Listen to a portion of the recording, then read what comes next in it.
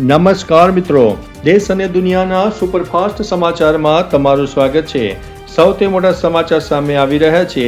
CBI અભય ચેટબોટના digital ધરપકડ અને છેતરપિંડી રોકવા માટે સીબીઆઈ અભય નામનો એઆઈ ચેટબોટ લાવી રહ્યું છે, જેનાથી નકલી નોટિસની ઓળખ થઈ શકશે। અન્ય મહત્વના સમાચારની વાત કરીએ તો સ્માર્ટ ચાર્જરની ચીનની એક કંપનીએ એવું ચાર્જર બનાવ્યું છે કે જે ફોન 100% ચાર્જ થતાની સાથે ઓટોમેટિક ડિસ્કનેક્ટ થઈ જાય છે। અન્ય મહત્વના સમાચારની વાત કરીએ તો રોડ સેફટીની સુપ્રીમ કોર્ટે એક્સપ્રેસ વે પર ભારે વાહનોના પાર્કિંગ ઉપર પ્રતિબંધ મૂકતી નવી માર્ગદર્શિકા પણ બહાર પાડી છે। અન્ય મહત્વના સમાચારની વાત કરીએ તો છત્તીસગઢની ભીષણ ગરમીને કારણે 20 એપ્રિલથી 15 જૂન સુધી શાળામાં રજાઓ જાહેર કરવામાં આવી છે। ત્યારે મિત્રો આગળ વાત કરીશું ગુજરાતની। ગુજરાતમાં શિક્ષકોની 11,000 પદો પર ભરતીની જાહેરાત કરવામાં આવી છે અને શિક્ષણ જગતમાં એક ખુશીના સમાચાર પણ વ્યાપી ગયા છે। અન્ય મહત્વના સમાચારની વાત કરીએ તો અયોધ્યાની 1750 શાળાઓમાં બાળકો માટે રસીકરણ અભિયાન શરૂ કરવામાં આવનારું છે। ત્યારે આગળ વાત થશે સ્માર્ટ મીટર ગ્રાહકોને રાહત આપવામાં આવી છે। ઝીરો બેલેન્સ હોવા છતાં 3 દિવસ સુધી વીજળી કાપવામાં આવશે નહીં અને 45 દિવસ સુધી એડજસ્ટમેન્ટનો સમય પણ મળી રહેશે। અન્ય મહત્વના સમાચારની વાત કરીએ તો ભારત અમેરિકા ટ્રેડ ડીલની વોશિંગ્ટનમાં ભારત અને અમેરિકા વચ્ચે ટ્રેડ ડીલ પર 3 દિવસીય મહત્વની બેઠક શરૂ થવા જઈ રહી છે। ત્યારે આગળ વાત કરીશું સોનાની ખાણની। ભારતની પ્રથમ ખાનગી સોનાની ખાણ જોનાગીરી પરિયોજના આવતા મહિનાથી આંધ્રપ્રદેશના કુર્નૂલ જિલ્લામાં શરૂ થવા માટે જઈ રહી છે।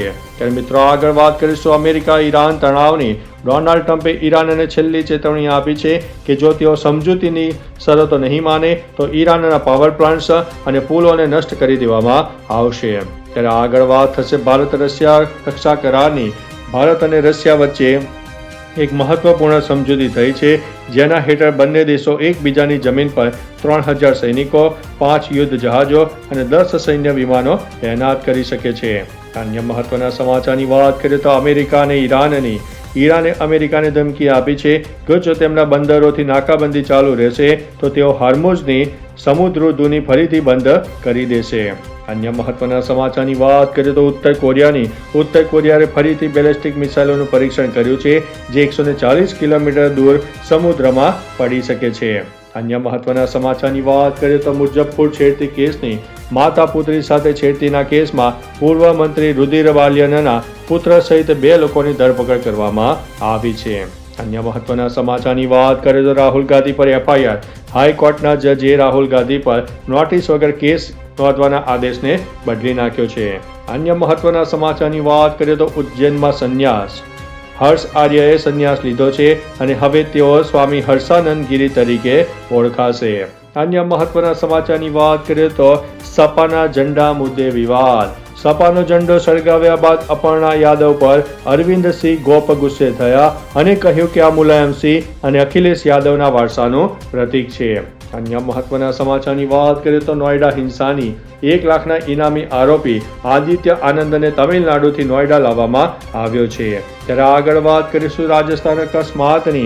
અજમેરની પુષ્કર ઘાટીમાં એક બસ 150 ફૂટ ઊંડી ખાઈમાં ખાબકતા ગમખ્વાર અકસ્માત સર્જાયો છે।